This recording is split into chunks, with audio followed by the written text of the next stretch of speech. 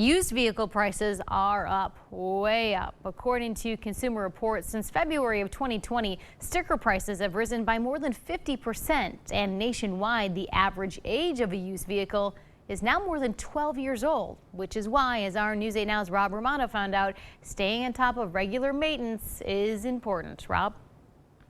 Good evening, Amy. Forbes magazine reports that the average repair cost for vehicles in the Midwest is more than $366. Now, I spoke to a mechanic about why that number might not come down anytime soon.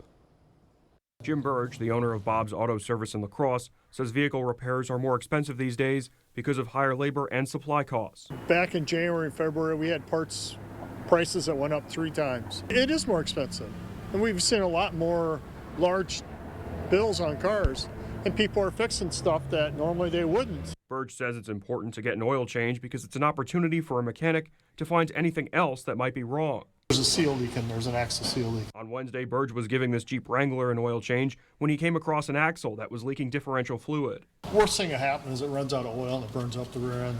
Burge said that if enough differential fluid leaks out of this Jeep Wrangler's axle, it could destroy this component, known as a rear differential, which could cost thousands to fix. Probably $2,000–3,000. Amid the high costs of everything automotive, Cooley Auto on Rose Street has been in business since 2019. Dan Swift is the vice president of sales. He says the company pays for its own set of truckers to bring vehicles to La Crosse, allowing the company to save money on shipping. And we're able to decrease the cost of bringing a vehicle to market more so than we used to be able to in the past.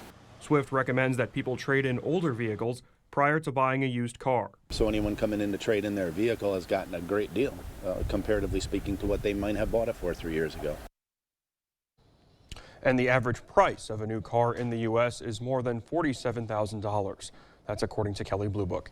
It's a lot more than I paid. Thanks, Rob. Yep. According to the Consumer Price Index, since August of 2021, the price of that new vehicle, well, it's up about 10%, more than 10%.